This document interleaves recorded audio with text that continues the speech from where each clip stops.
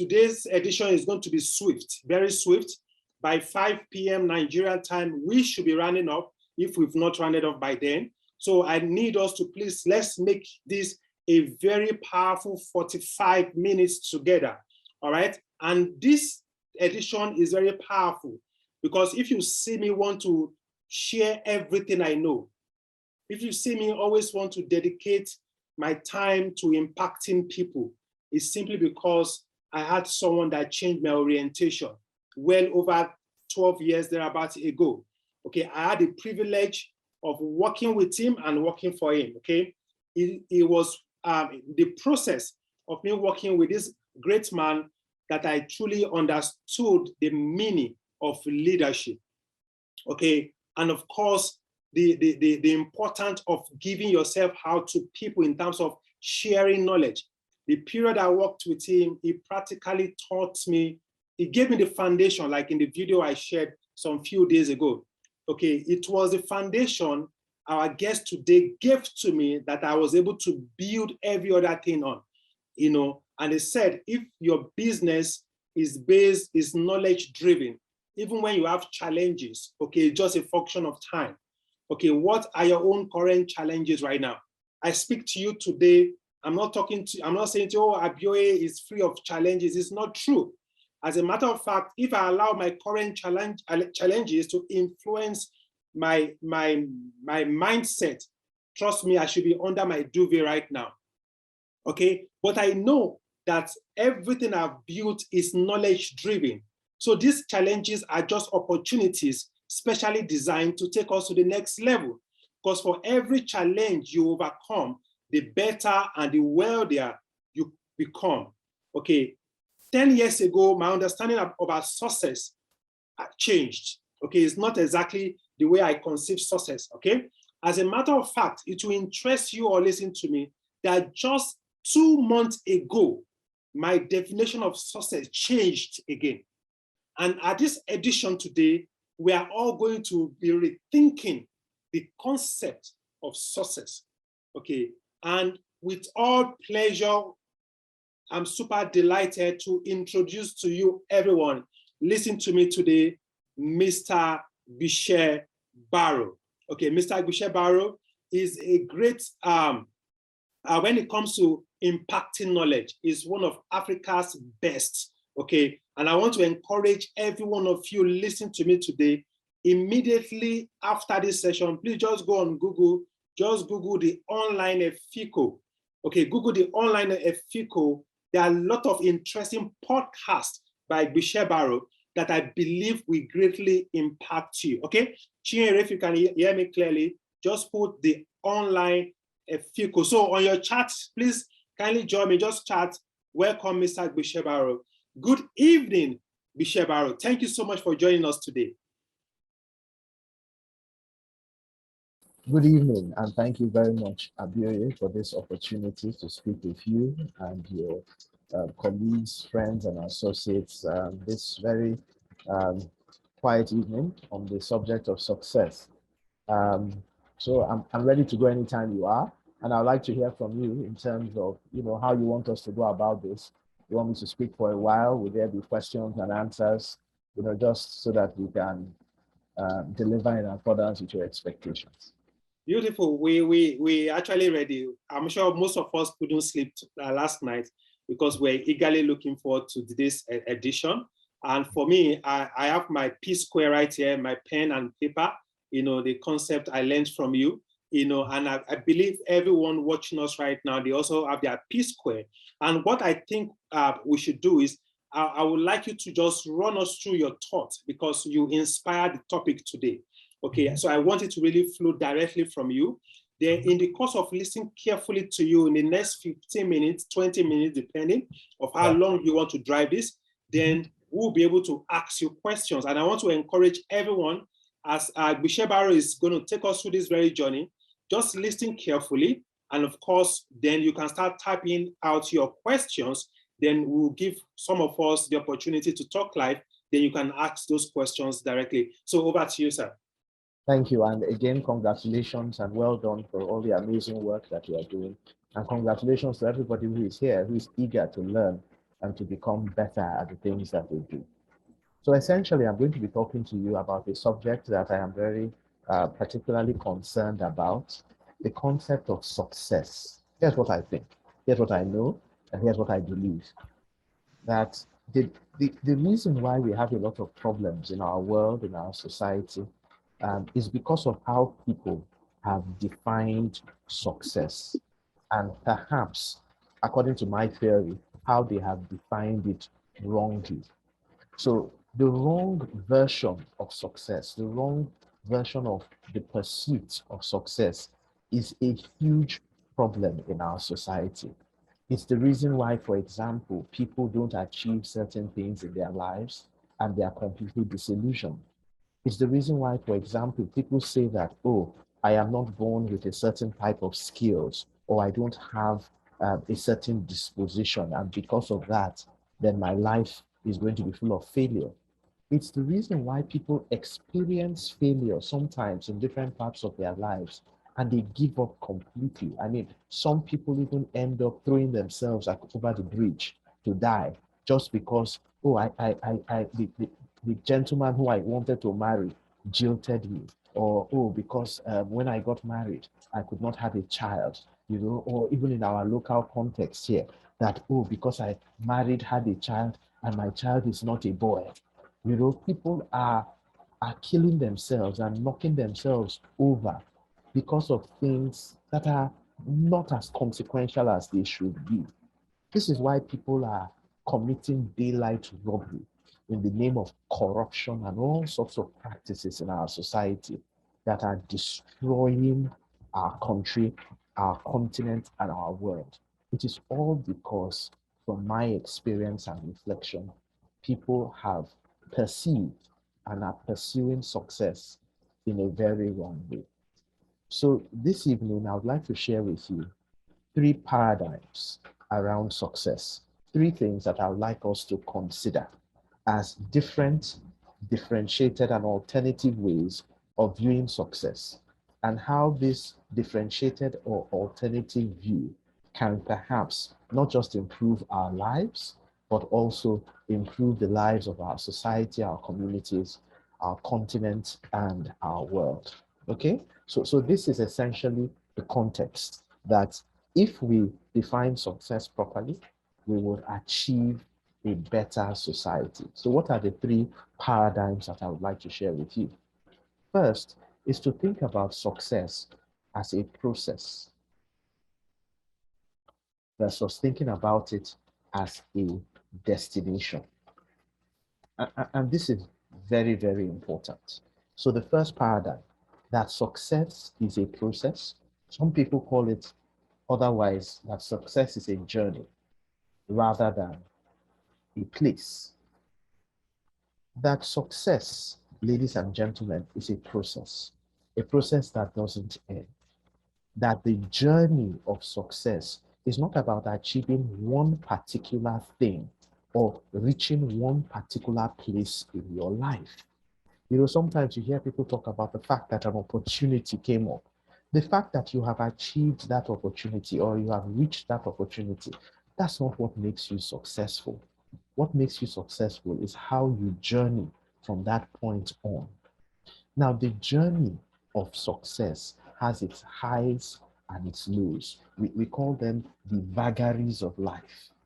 That things will work well sometimes, and some other times things will not work as well. It is in going through the ups and downs of life that we achieve sustainable success. So here's what happens.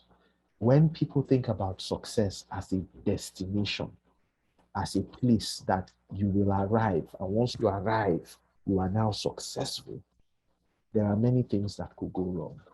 For example, you may just never arrive at that place. So it's what someone said metaphorically, that you could be knocking on the wrong door all your life. Knocking, and God is actually telling you, here's what, there's no door here. And you just never realize it. So you are climbing the wrong ladder, and you have defined for yourself in this what we call way that it's almost a fatalistic, that if I don't achieve this, then I'm finished. Well, you are finished because you have fatalistically accepted that without that particular thing, that particular destination, or that particular place in your life, that your life is incomplete. Far, far, far, far. It's not true. The truth is this, and I want to pledge my 24 karat gold 18 diamond studded Rolex on this one. Is there anybody here who determined earlier in their lives that there was something that they wanted to achieve at the particular age where they are today, and that everything has worked out perfectly? Is there any such a person? I doubt it. That everything has worked out perfect to the T. The reason why that doesn't happen is that success is not a destination. Success is not a place. My dear friends, success is a process. It's a process that consists of the ups and the downs, that requires you to pick yourself up from your failures and to fail forward, that requires you to stay humble and to stay grounded and to stay focused, even while you are successful, and to challenge you to continuously learn and to be better. This is the real journey of success. And what's the implication of embracing success from this perspective? The implication is this, that even when you have not achieved something, rather than think about it fatalistically as I have not achieved it, you can reframe it as I have not yet achieved it. So the word yet means that you are in a process, meaning that you can achieve it, that in fact you will achieve it, but it requires you to do things differently. It is when you think about success from this perspective that you will be creative, that you will be innovative, and that you will be able to come up with a variety of ways to be able to achieve what you want. People who are fatalistic about success, when faced with failures, will say that the world is over. People who understand that success is a process and a journey recognize that failure is a what? It's a feedback. It's just a feedback that the way you tried it and what you tried to do has not gotten you there yet. So all you've got to do is to embrace that feedback, the breakfast of champions, the greatest gift ever, and to use that feedback to do things differently. Ladies and gentlemen, paradigm number one is that success is a process. It's not a destination, it's a journey, and it's not a place. I remember many years ago, somebody saw me and says, Mr. Barrow, I love the way you present in public. You know, that tablet that you have, the one I'm using now, says that, you know, I can't wait. Once I get a tablet like that, I will become a great presenter. And I said to the person, you've gotten it wrong. Becoming a great presenter is not predetermined by what tools you have or what tools you don't have. It's about the journey that you are prepared to take, to learn, to unlearn, and to continue to push yourself to be better. The second paradigm regarding success that I would like to share with you very quickly is the fact that we must focus the concept of success around the societal rather than the individual. This is a big problem, but particularly on the African continent, you know, and sometimes it's easy to blame this on political leadership and so on. But if we really are honest with ourselves, we would see that we are all culpable in this mess, that we are all in the pursuit of our individual goals and our individual successes. And there's nothing wrong with that. But we must always remember that the true measure of prosperity of a society is not by how high the skyscrapers are, not by how many buildings and cities. I mean, we've had presidents in Nigeria who have defined their success by the number of billionaires that they have created. No, that is not the real measure of success. The real measure of success is how the poorest people in society live. So if you think about countries in Europe, in Scandinavia, you know, in Australia, in Singapore, and so on, you would find that success is measured not by how the rich people live, but it's actually measured by how everybody lives. What is the quality of the human life? And again, when individuals pursue the wrong version of success, this individualistic version of success, then here's what happens: that we compete vigorously with each other to grab from each other the gifts that we have in this world. You know, it's an interesting philosophy. Someone rightly said that the resources of the world are enough to take care of everyone's needs, but they are not enough to take care of the greed of one person, just one person's greed. And if you think about our society and how greedy people are individually, then it is explainable why we are in the mess that we are in. So we pride ourselves, for example, about how high our barbed wire fences are and how big our generating sets are, and so on and so forth, without recognizing that we have a false sense of security, that the real security doesn't come from those things, doesn't come from the bulletproof cars. The real security comes from creating a society where, if you look at my fingers now, whereas all 5 fingers are not equal, but look at each of these fingers, look at your fingers, all of the 5 fingers are well fed. The 5 fingers will never be equal, and that's fine. There will always be people who are relatively more affluent and wealthier than other people. There will always be people who do not have all the resources that other people have for various reasons. But for God's sake, all of the 5 fingers need to be well fed. Because when they are not well fed, here's what's going to happen: there's going to be problem, there's going to be a gap, there's going to be a deficit, and you will try hard to pull yourself out of poverty and pull yourself out of the gutters. And if you are lucky, you will succeed. But guess what? There will still be millions, countless of millions of people in the gutters, countless of millions of people in poverty. And that doesn't create the security that we need. I often tell the story about the public school system in the United Kingdom. And history tells us very correctly that the London City Council, very concerned about street urchins, children running around the streets of London. And what was their concern? They were concerned that these children were playing around with sticks and stones, playing hopscotch, what we call suwe in Nigeria. And as they were playing suwe, their sticks and stones will be causing accidents for the carriages and the horses of the wealthy people of London. And the wealthy people of London sat together in a city council meeting and said, we have to put an end to this rubbish. These children are breaking our horse carriages, spoiling our horse shoes, and causing us great inconvenience. And you wouldn't believe what the resolution was: that we should put them in school. And some people were vehemently opposed to it, that those children are too stupid to go to school. But at the end of the day, good sense carried the day, and they created a public school system that forced children to go to school. Today, that public school system now, Nigerians and African leaders, some of you here, are rushing to put your children in those schools, and are ready to do anything to get your children into those schools.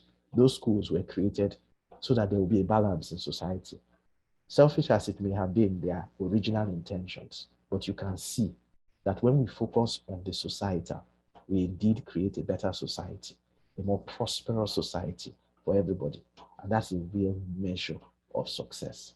The narrow pursuit of our individual success without paying attention to how it impacts on other people and impacts on society in general creates Boko Haram. It creates terrorism. It creates insurgency. It creates everything that is wrong with society. Because you see, here's what happens. We call it in economics the Gini index. When there is a huge gap, the Gini index, between the poor and the rich, here's what happens. The gap only becomes bigger. And there are only 2 or 3 things that can narrow that gap: education, technology, and access to information. And if we are not educating, providing access to information and opportunities for some of the poorest people in our society, then here's what we are ostensibly doing. We are heading towards Yemen. We are heading towards Venezuela. It's just reality. And this is not a political discussion. This is not about the people in Aso Rock or the people in the National Assembly. This is about every single one of us. Every one of us who thinks that our biggest prerogative and our biggest goal is to be better than our neighbors. Your biggest goal should be to create a society where all five fingers are equal, are not equal, but are well fed. The third and final paradigm that I'll share with you is the one that is perhaps even most dear to my heart. And it's the one that probably trumps all the three of them. It's the concept of transcendental. What is success? Is it something that transcends? Or is it something that focuses exclusively on the material? So I imagine you already get the drift. That the blind pursuit of material wealth, people are pursuing acquisitiveness. We want to have more cars and more houses and more this and more that. My dear friends, that's exactly what's destroying our society. And we need to start thinking differently. And interestingly, ours is a society that is seemingly highly religious, with people going to church and people going to mosque, people attending services almost every single day. Yet there is such a high focus on materialism. And I often tell people that every society is built upon three pillars, three very distinct pillars. You've got the pillar of family, you've got the pillar of faith, and you have the pillar of education. And here's what I can tell you for free. In our contemporary society, these three pillars have been absolutely decimated by materialism. What do I mean? For example, in the family setting, people have thrown away core family values now to pursue material wealth. So think about, for example, how when we were growing up, if you brought home a pencil that didn't belong to you, your parents would be so upset, they would beat the living shit out of you and send you back to school. Think about a time when children did things wrong, their neighbors could correct them, could actually punish them, even flog them. Now, even if you raised your voice to your cousin's child or your brother's child, you'll be chastised. Please leave me alone. He's not your child. Leave me to raise my child the way I want.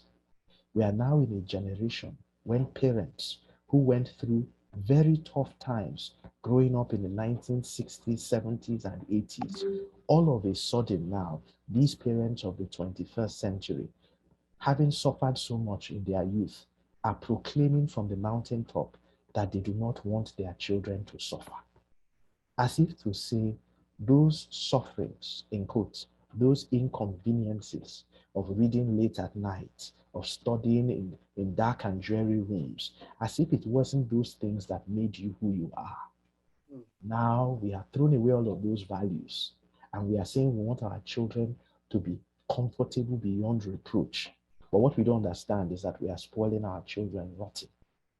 So on the family side, the concept of materialism has taken over and is winning. In the faith community, let me not even go too far, but we can see the preponderance of what we call the heresy of prosperity, where people are coming on the pulpit and telling us that the most important thing that we should achieve is to become wealthy. Well, I'm not sure that if if I see a motivational speaker, I speak to my personal coach, I talk to a business mentor, all of these people are trying to tell me how important it is for me to make money.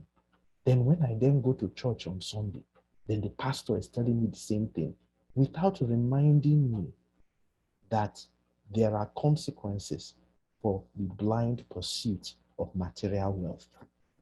Nobody's talking about that. And unfortunately, our faith community is increasingly being decimated by the wave of the heresy of prosperity and the wave of materialism, where it's almost, and we know this, people say, I'm a Christian, where in certain churches, people actually say that if you are not rich, if you are not wealthy, if you are not prosperous, that it means that you are worshiping the wrong God. And when we get to that stage, then clearly we have lost it. But you know the one that worries me the most? It is the one that happens in education.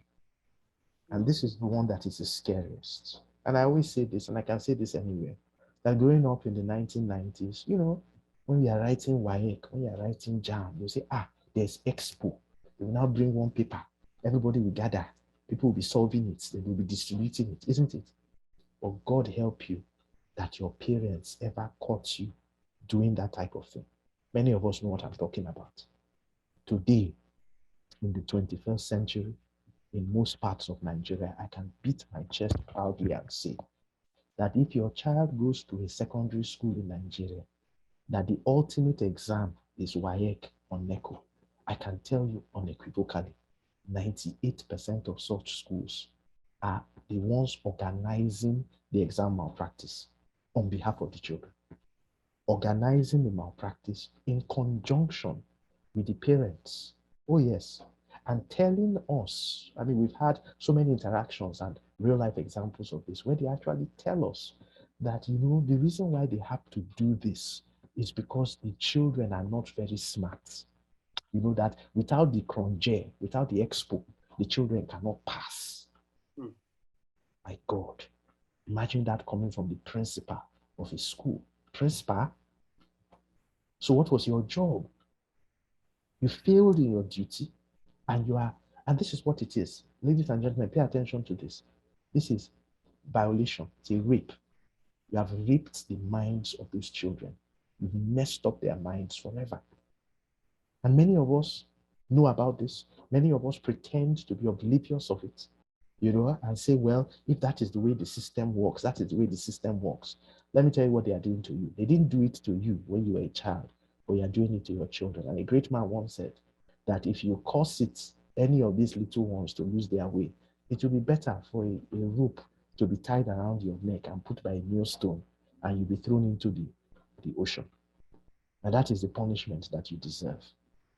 We are raping and violating these children. Here's why. Because we are teaching them that there is no right way.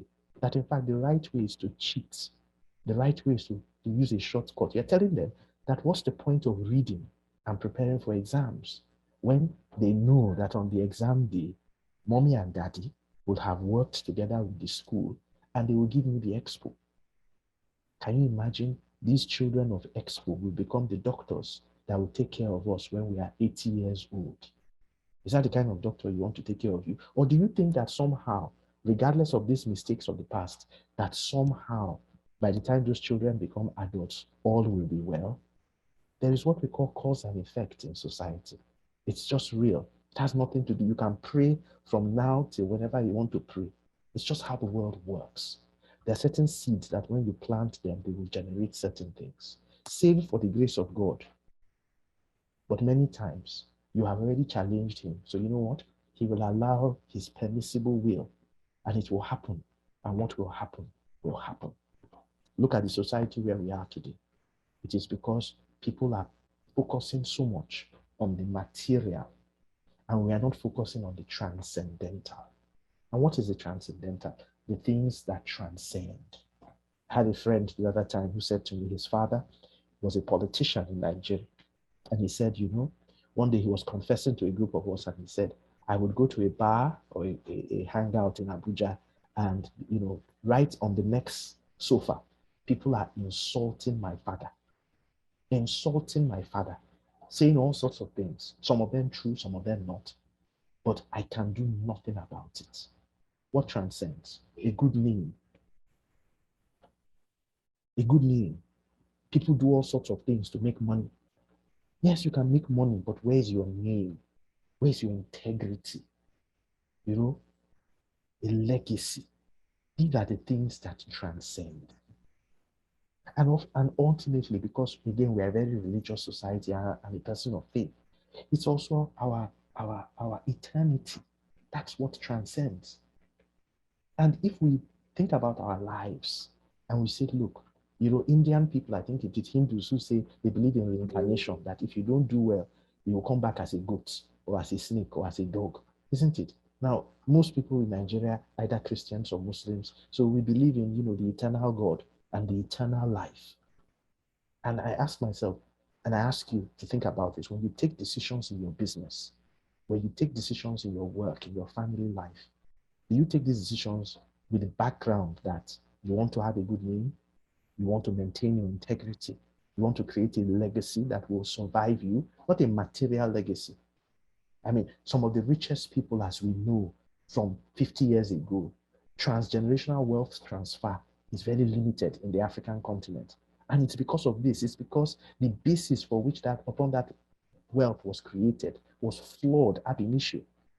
So you find that they have spoiled their rich kids, and those spoiled rich kids, they didn't put any structures in their businesses. So the children really can't inherit those businesses. And even when they inherit the businesses all go bust. And there's no need to mention names. Think about when we were 5 years old. Think about 50 years ago. Who were the wealthiest people in Nigeria? Do you hear about their children today? Foul. Why? Because we're focusing on the wrong thing. That's not what you hear in the United States. That's not what you hear in the United Kingdom and in many parts of Europe. You can see the transgenerational wealth transfer. It's good to make money, but remember, a good name, integrity, a sustainable legacy, and eternity are much more important than plenty of money in your pocket. The narrow pursuit of material success is a big problem.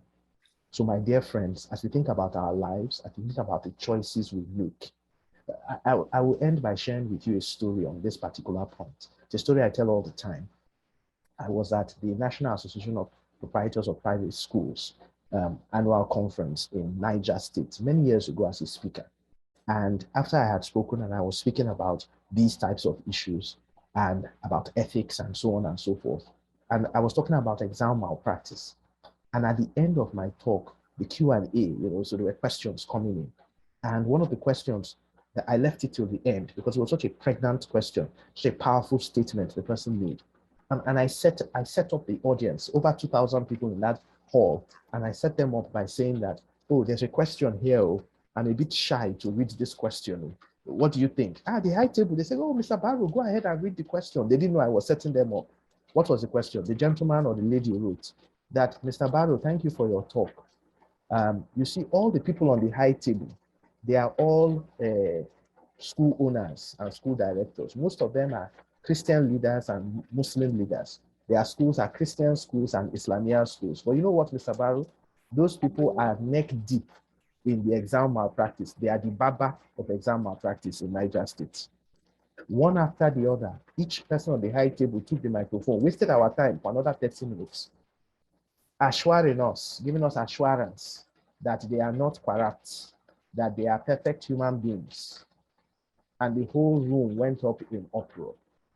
And that day, I realized, and I wrote an article in the newspaper when I got back to Abuja, and realized that the most prevalent religion in Nigeria is something called Mammonism. I actually think that if I got a chance to be a political leader in Nigeria, I would create formally a day for those who worship money in Nigeria and help them to create a religion for themselves. Because I think that people who worship money, who pretend to worship the eternal God, are doing great disservice, not just to the worship of God, but to the entire society. Because what's the reason why schools do this? It's because they want to make money, because they want to brag that they are the ones who have 8 A's every year. In fact, when you hear a Nigerian school bragging about the fact that they have 8 A's or 9 A's every year in WAEC, as we say in accounting, probe, be very cautious, because it is more likely that in a society where this is so endemic, they are probably the North Star. They are probably the leading lights in such pursuits, destroying our children, destroying their future, and ostensibly destroying our society. Ladies and gentlemen, 3 things. I started off by sharing with you the importance of success and how the way we think about success changes everything. Changes the thoughts, it changes our actions, it changes our perspectives. It's perhaps the most powerful belief system that we have. You know, people think that, you know, oh, I go to church, I go to mosque, I'm a Jew, I'm Hindu, I'm Buddhist. No, no, those are not the biggest beliefs. So the biggest belief system is, what do you believe success is? It's going to change everything. It's going to change your work. It's going to change your life. It's going to change your choices. It's going to change your society. What do I think you should believe about success? Well, here's what I know. Most people think of success as a destination, as a place. I say, think about it as a process or as a journey. Most people are focused on individual success, me, myself, and I.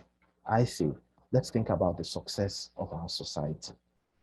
Thank you very much for listening. I imagine that you've got questions and concerns. And I imagine some of you are thinking this guy is crazy. Am I going to make money? All this type of thinking. Yeah. But remember, that's the point. That's not the most important thing in this world. It's valuable. It solves lots of problems.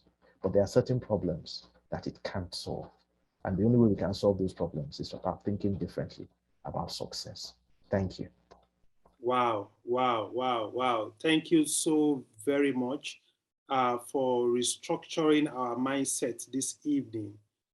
Because this kind of teaching, it's even for someone like me that is very, very ambitious, Mhm. and you've really helped me as a person to ensure that I don't lose the focus, in the sense that ensuring that the success I aspire to achieving Yeah. should be societal focus. And Mhm. you know the truth, Bisha, what you've simply done for us today is that you've shown us the economic benefits of Mhm. when we focus on the society and not on ourselves. Mhm. Because right now, most of us, we spend so much money on police guard, Mhm. the police escort that follows some successful people that are so individualistic in their mindset. How Mhm. much they spend on a monthly basis is enough to change some small communities. Mhm. Okay, so it's for everybody's benefit. Now, for those of us that have questions, because like I said to you, we are going to wrap up this meeting by 5 p.m. or shortly after 5 p.m. Mhm. Please kindly just raise your hand. Digitally, just raise your hand if you want to ask Mr. Barrow question. Okay, quickly do that. I'm going to pick the first three or so that will be raising their hands. And while you do that also, I would like every one of you listen to me right now. Please kindly put on your cameras because I would like Sam to take us a group picture. Today's edition is historic. Is the very last edition of this season. When I say last edition of this season, last edition where we invite people that are volunteered at no cost. Okay, we are not paying Bishop, for example, to be here today. It's just out of selfless act that he accepted to be in our midst today. Okay, and this is the last edition in terms of having individual guests. Okay, and of course, next month edition, which is July 26th, is going to be the grand finale for this session, where we are going to have a good number of our faculty members, but we are going to communicate the procedures to us on the WhatsApp group very shortly. Okay, so those of us that have questions, I can see distinguish for questions. And again, my request, I want you all to please put on your cameras and then just let's take a quick group pictures, okay? And Sam, please take as much as you can. And once you've done that, just notify me you've done so. All right? Fantastic. So I have two questions to ask Bishop on behalf of everyone. Mhm. Before I do that, I would like distinguish, kindly unmute yourself and quickly ask your question. Good evening, Dr. Abioye, and good evening, Mr. Barrow. Thank you so much.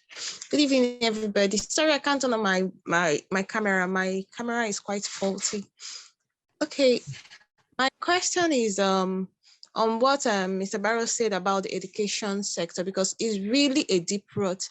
I have a friend that runs a school, and that is the challenge, because a lot of parents, when they come to enroll their kids, they always ask about the performance of students in WAEC, both junior and senior WAEC.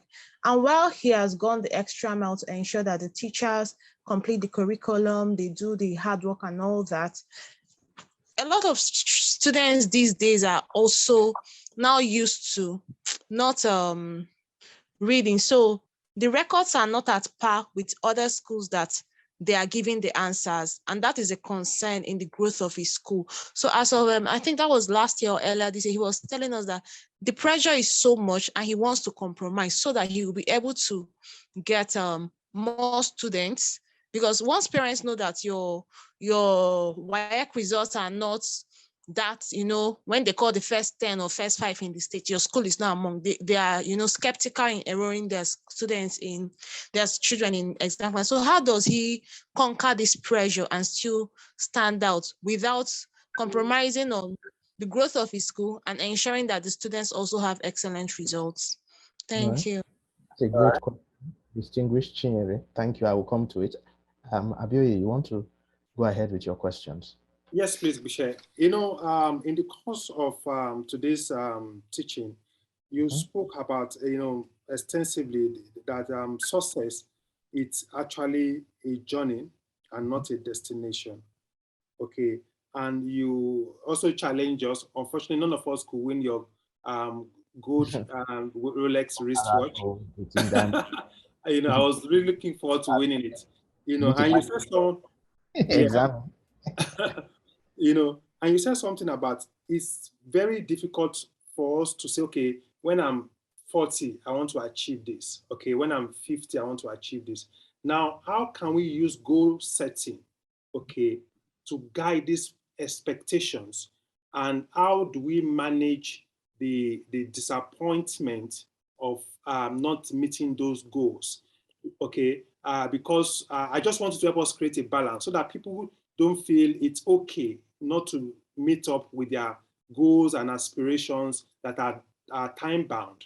Okay, and of course, the second question I want to quickly ask is that now, how best do you think? Because one of the things, because like one of the things you always say to me those days, that most trainings are useless. Most trainings are useless, because immediately after this Zoom meeting, more than 80% of us on this call today, we go back to our previous mindset, okay, and we start thinking so individualistic again.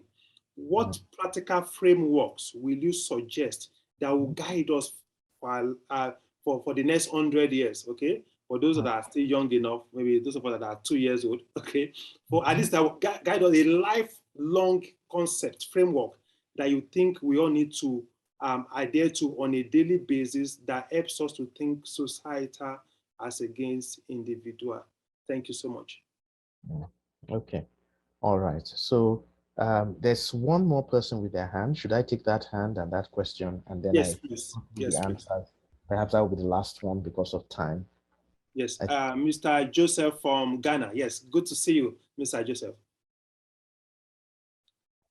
So, Mr. Joseph, please unmute yourself, sir.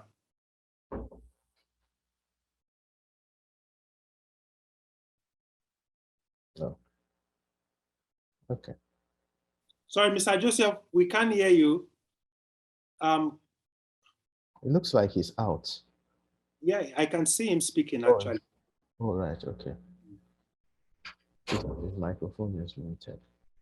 Okay, Mr. Joseph, you are muted. Kindly unmute yourself.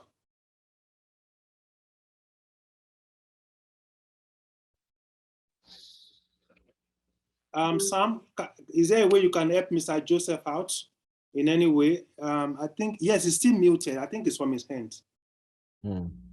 Okay, so let me try to answer these questions. I guess I'm muted now. Okay, yes, go ahead, sir. Yes.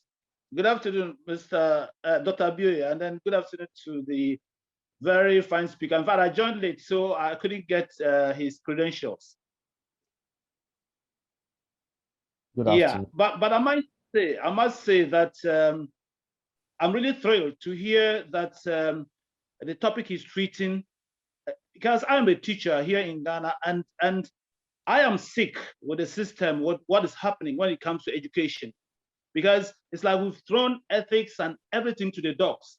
it's just, my heart bleeds, really. Okay, and it's not only in the private sector, it is now even much deep in the public sector.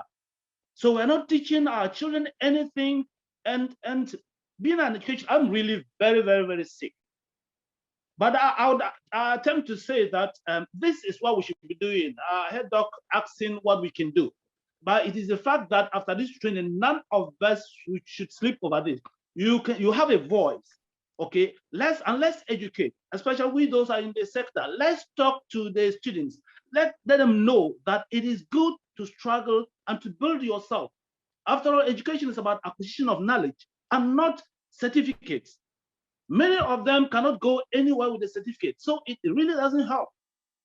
I am so much thrilled, and I'm sure the next time I'm going to be around on time to listen to this and then to continue, that we all continue to propagate it in our own way. You see, the smallest voice makes a difference. I speak to my students every day. I confront it. I saw I could not fight the system. Even many of the authorities will not allow you. So I don't do any invigilation, whether it is WASI or whatever. I don't do it because when you participate, they want to use your hands to, excuse my language, to carry the filth. So I don't do it. And I would suit several headmasters that have come. They will ask me, and I said, no, I wouldn't do it because I'm not ready to corrupt myself. Because I know one day, what I've been saying will make a difference in the students, because some of them will grow and they will pick it. So not to wait, Master, I'm very, very blessed to be here. Thank you very much. Thank you, Mr. Joseph. Not to worry, one thing I will, as part of our post-training action plan for today, we are going to make the recording of this edition available to every one of us. And what I think you can do, Mr. Joseph, is please send the replay to all the parents you have access to, and let them watch. And if possible, you can get somebody to send it to the principal of the school too, to let it not come directly from you. And like you said, it gradually, there is a book I read some time ago, at the tipping point, the tipping point, talking about how epidemic is created. It takes one person to bring Ebola to a community and it spread. So let's create a positive epidemic that will transform our society. So Bishop, please, I don't know if we can just take the last two questions, then you can just wrap it up for us. Would that be fine? Yeah, that's fine. Okay. Afis from Accra also, not the Afis in Dubai. Yes, Afis, kindly quickly unmute yourself and make your question very brief, please.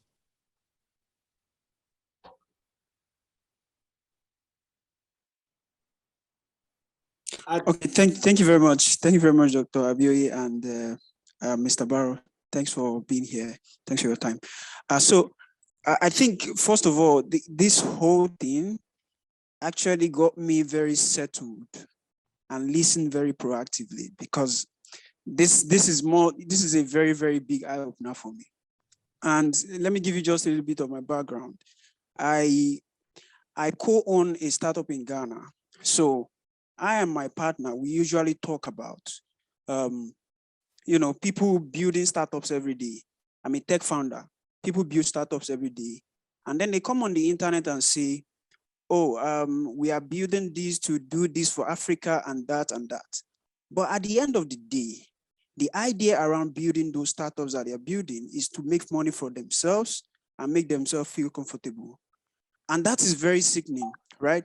And that's where we talk about some things around how do people in the West build generational wealth. And then you've spoken about it a lot, which makes a lot of sense to me. So in the process of trying to kind of make impact in society and ensure that, we also kind of build generational wealth from that, impacting our society and do all of those things. How do we, the young people, not get distracted, losing focus on ensuring that we make impact, continuously make impact? Because I'm a young person and I do not want to kind of waver, as long as we have distractions everywhere, because it is a very, very horrible thing, and which is going on everywhere and anywhere. So how do we young people kind of really keep focus and not get distracted? Thank you, Hafiz. Thank you so much, Hafiz. Then the final question for this edition, Mr. Adedigba from Ibadan. 1 minute, please.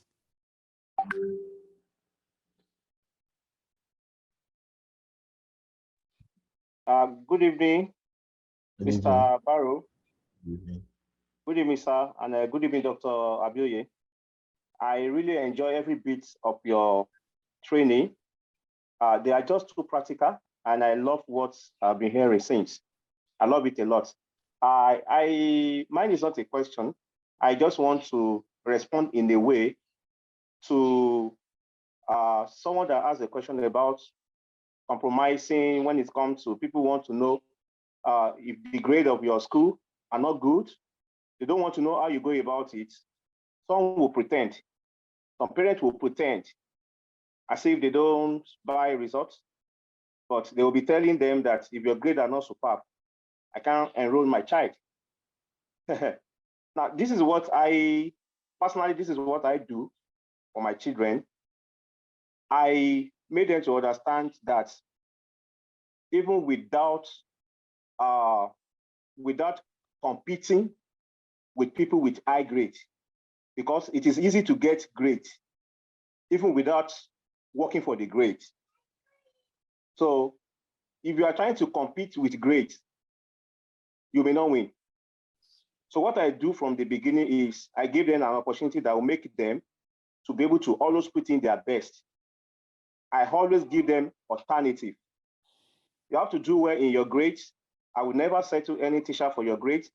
I will never settle anybody, but I'm going to make sure that I pay for lessons, extra lessons, special lessons. I will do that with whatever you can do.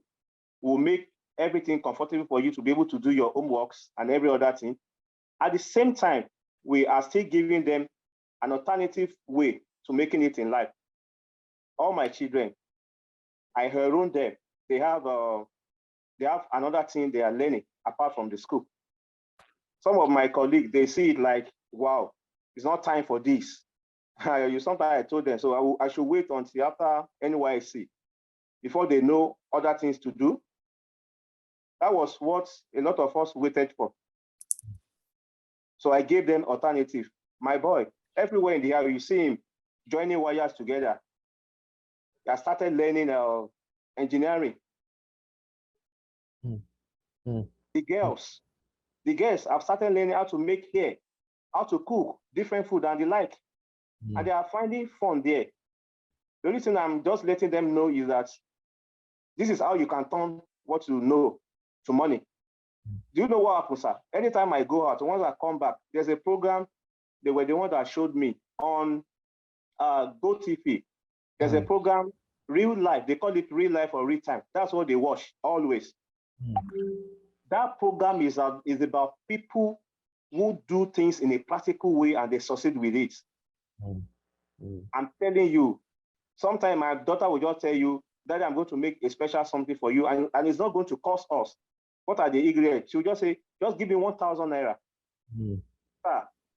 If she prepared that thing with 1,000 naira, we'll so much love it. I will ask her, how do you get it? She will just tell me, I watch it on Toso program. Likewise, the boy. So with that, I've been able to let them know that, see, if you cannot compete with people that can buy grades, you have a value that can also give you money.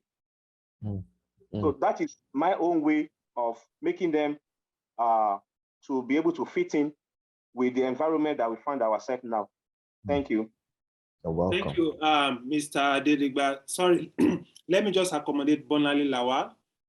Finally, sorry, this is what I'm saying finally now. But this is the final. Yes, quickly, Bonali, because we need to wrap up this session. Yeah.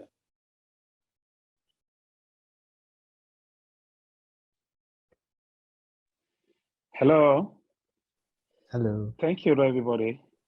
And I really appreciate to be here today. I just wanted to talk about the first question, and almost all the question is surrounding education.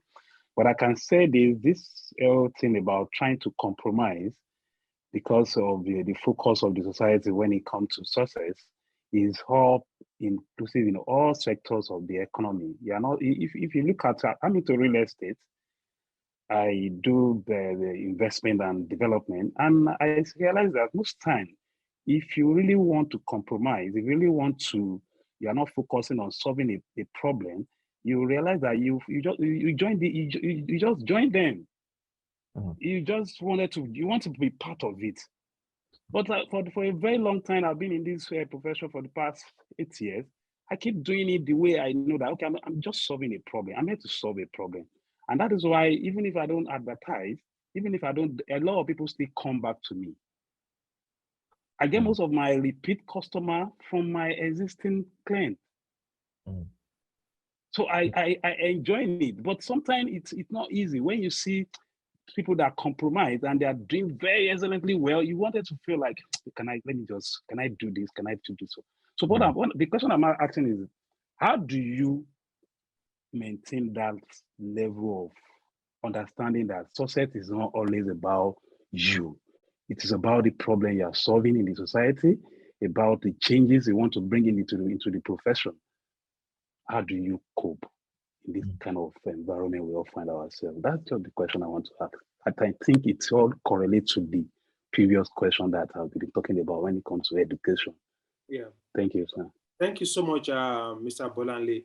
And let me also say is that one of the reasons why Michelle went deep also into the educational sector, because it's the root of most of our problems. Okay, because most of us in this generation, we are so corrupted already.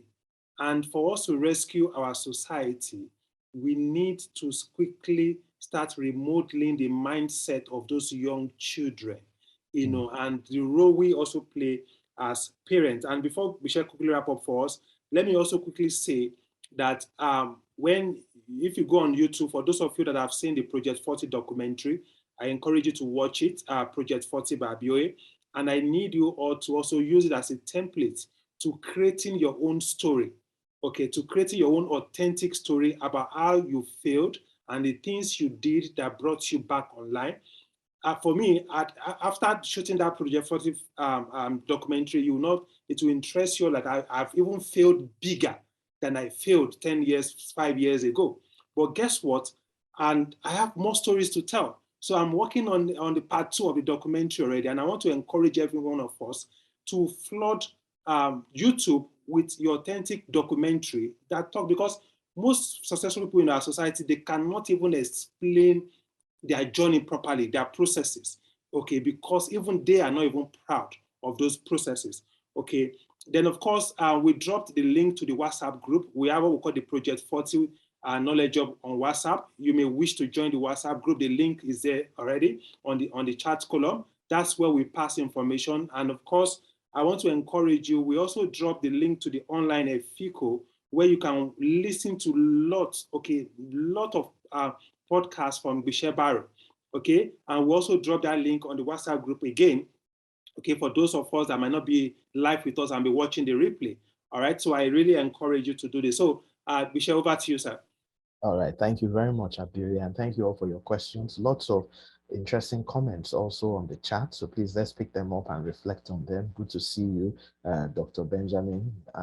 Good to see you, Dr. Ben, after all these many months and years. Let me try to respond very quickly. So, someone who doesn't want to compromise, the school owner, here's what I recommend. Tell your own story.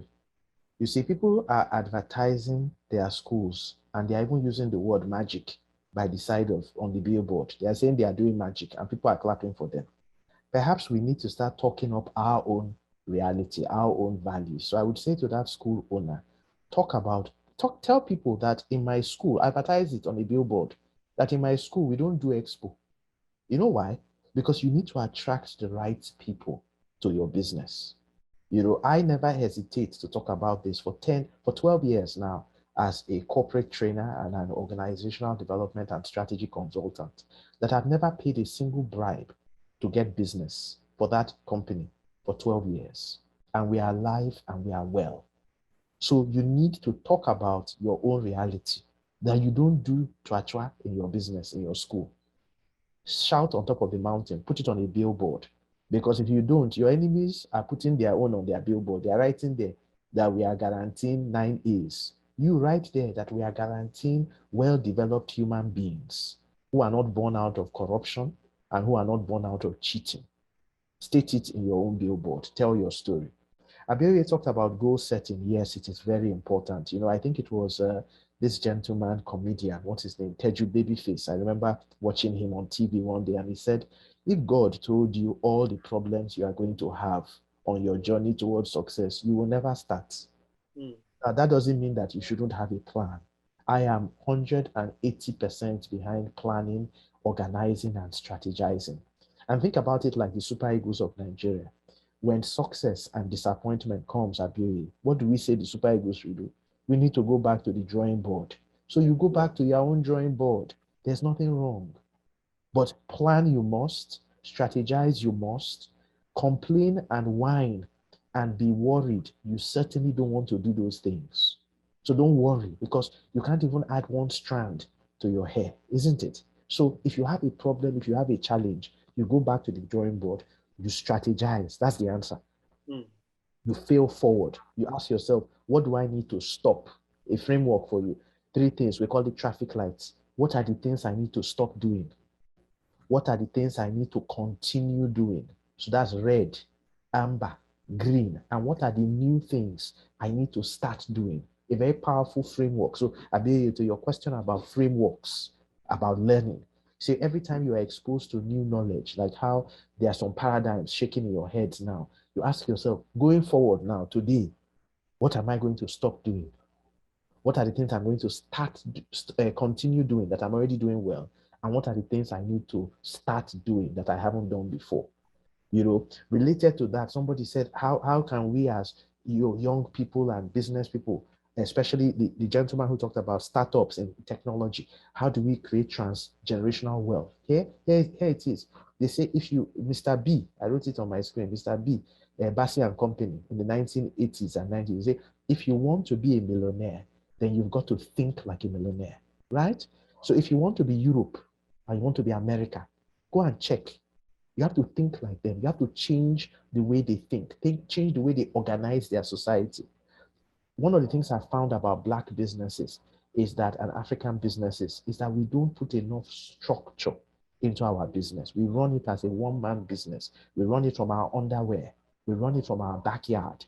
You know, and there's nothing wrong with being a family business. Every business started as a family business. Coca-Cola was a family business. What they call it? Nike was a family business. McDonald's was a family business. But you have to go beyond that individualistic look and create the right structures in your business so that they will stand this test of time. So if you want to be a millionaire, if you want to be like Britain, then behave like Britain. Copy and paste properly. Because you can't say that you want to become like Europe, but you are still behaving in a very archaic way. Somebody talked about, what do you call it? Acute certificate syndrome. I 100% agree. And I congratulate you. Please continue to support your children and encourage people. So the teacher who talked about what's happening in Ghana and so on, yeah, those are realities. I would say that just like you hinted, let's try to create a nucleus of forward-thinking people, like what Abioye is doing today and has been doing in the last 9 months. Let's create this kind of nucleus and just keep sharing these messages, because it takes a tiny drop, series of tiny drops to make a mighty ocean. So we must allow those drops to continue to drop so that things can be better. Okay. So, and someone talked about a mindset. How do you cope with the challenging mindset? I think it's the same thing I'm saying. Find people who are similar to you. Find people who share your values. They may be far and far in between, you know, but find them and find meaningful relationships with such people so that you are surrounded with the right type of energy. Because if you allow yourself to be surrounded with the wrong type of energy, then it is no surprise that ultimately you will cave in, you will compromise, and then you will lose it. So you just have to find the right set of people, be prudent and shrewd about the types of relationships that you keep. You know, remember, you've got to identify things that you're going to stop doing, things that you're going to continue doing, and new things that you need to start doing. Okay. So on this note, I thank you all once again for your time and attention. Thank you, Abioye. Congratulations for all the great work you are doing. And thanks for the opportunity to be here with you all this evening. Wow. Thank you so very much, Bishop Barrow. Thank you. And on the chat column, I just want to thank every one of us that have actively made that part of today's edition very vibrant. And of course, like Bishé said earlier, it feels so good to see Dr. Ben Oyakina on the call today. Thank you. I am glad Bishé is saying exactly as it is. Absolutely. And thank you, Patience, too, for your comments. And I just want to appreciate, Patience said that mind-blowing, okay, mind-blowing and time to rethink success. God bless you, sir.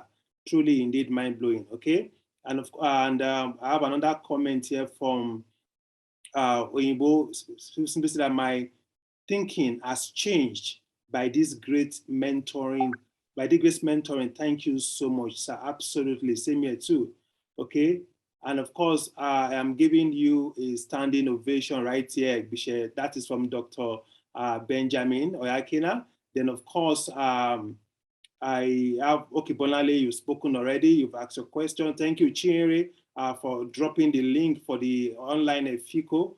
I keep emphasizing, I remember that was a day I was traveling, I think on a train from Lagos to Ibadan, and that journey was just like 5 minutes to me because I was just on the online FICO site, listening to different of those topics that relate to my areas of personal development. So if you are very serious about taking this learning very seriously, I encourage you to check out the online FICO on the site. And of course, I will ask Bishé for a favor before he leaves because I know he has to go to attend to another function.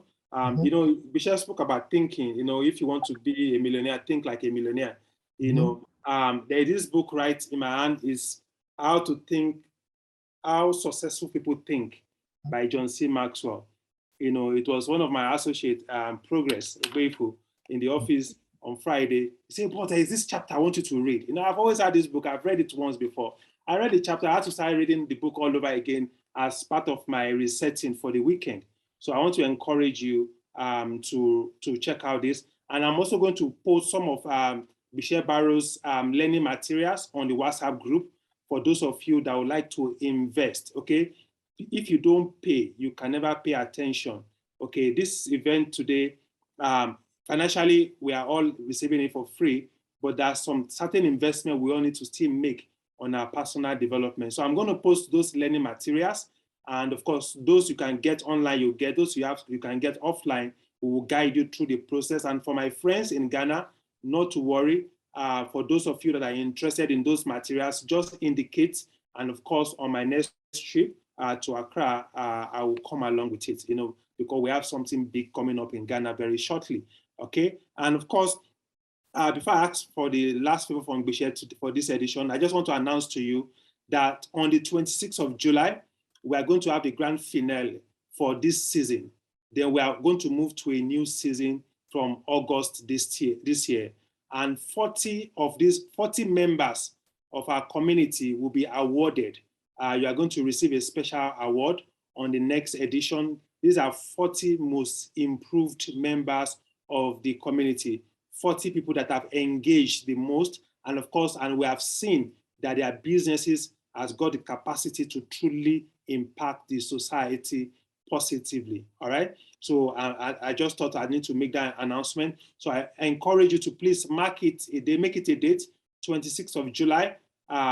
This year, we are going to have the last edition and we are going to share the program of the event, where we are going to get almost all our faculty members to give us like a 5 minutes to 10 minutes section. Then of course, we'll do the ceremonial awarding, okay? So I thank you so very much. So Bishé, I just want to make a request. The request is that for members of this community, I just want to outline some of your learning events taking place or coming up at the Be Better Learning Center, and what kind of percentage in discount. We are still businessmen, and we are taught that we must always negotiate so that we have the feeling that we've saved some money too. Okay, what percentage of discount can we enjoy when we come and enroll for some of these events taking place at the Be Better Learning Center? Okay, so interestingly, Our business is very focused now on a couple of things, which is our primary focus always has been our corporate training programs and interventions. So we're not running open enrollment programs. We also have the online efico.com website where our online training is, and a lot of it is free and available for now to people who want to learn. So if you want to put together something corporate for your training, for your organizations, or you want to do things in the area of e-learning, I'm sure that we can avail you of a very juicy discount of up to 10% of whatever it is that you want. I'm saying this in the context that we're not doing retail programs, they're mostly corporate for groups and for organizations, and, feel free, Abioye, to share with any of your members of your network my WhatsApp number, and they can reach out and we can always explore those possibilities. Yeah. Fantastic. Thank you so very much. And to make this very swift, because of we have people joining from Kenya, from Ghana, someone from Cameroon. So I'm sure we can always have this corporate intervention for members of our teams on Zoom, and thank you, Bishop, for that permission. I will, for those that are interested in this, reach out to me, then I can get you the direct WhatsApp number of Bishop Barrow. So thank you so much, Bishop, once again. I know how busy your schedules could be, and of course, I know you should be in a section, another meeting right now. Thank you for staying a bit longer. And for every one of us that have made it to this session today, I thank you. Your time is your life. Once spent can never be regained, and nobody has gotten the rights to wasting your time. I hope we have not wasted your time today. I hope we've been able to add value to you. For me, initially, my purpose changed many times, but now for me, my purpose is Project 40. Real estate for me is just an avenue to fund my purpose, because they said a purpose without money will be frustrated. So I'm into real estate because I need to make as much money as possible so that I can focus and fund my purpose, which is ensuring that we help our society to build the right caliber of people. Because I always say to people that I'm not a traditional business person. I say that confidently because it's because of the kind of lessons and learnings and teachings I was able to get from Bishop Barrow, because he was the first person that gave me the opportunity to work professionally after my youth service. That was about 12 years ago. I worked in his organization and he modeled me, and that has kept influencing some of my business ethics. And I want to encourage every one of you, I really beg you, it takes Africans to develop Africa. Okay, the West can never develop our continent the way we should. So let's be the first in our own little circle. Okay, in our own little circle, let's ensure that as we are making money, we are also impacting the society. So let's ensure that we all have our non-for-profit intervention that supports little youth around our society, so that by the time we die, we keep living. We keep living in these people we've been able to impact. So I look forward to joining you again on the 26th of July. Please mark it a date, make it a date, and kindly encourage at least 5 of your friends to also join this community. The whole idea is to build a new group of Africans that are ready to creating a great change. All right, so for all of us that have joined me from Ghana, from Nigeria, from Kenya, from Cameroon, from the UAE, I thank you all. From the UK, I won't forget, thank you so much, Kemi, for joining us today from the UK, from Manchester. Thank you so much for joining. All right, so please, let's go out there and implement every single thing that Bishop Barrow had shared with us today, and feel free to join the WhatsApp group too. That helps you, keeps you updated real time. And I can assure you, it's not one of those WhatsApp groups that people post all sorts of things. We typically restrict posting. It's only once in a while we allow people to make comments. The whole idea of the WhatsApp group is to share information. Okay, and there are a lot of benefits because we're also looking at creating a unique real estate product for members of our Project 40 community. Okay, a product that you can easily afford, because you cannot help the poor by being part of them. Okay, and owning real estate is a great vehicle towards to becoming free, because you need to be free first before you set others free. And that's one of the things that we'll be introducing to us in the next edition. And of course, our plans to taking this learning to the next level. I've really benefited today. I hope you have too. So on the WhatsApp chat, just once again, help me to thank Omagbitse Barrow.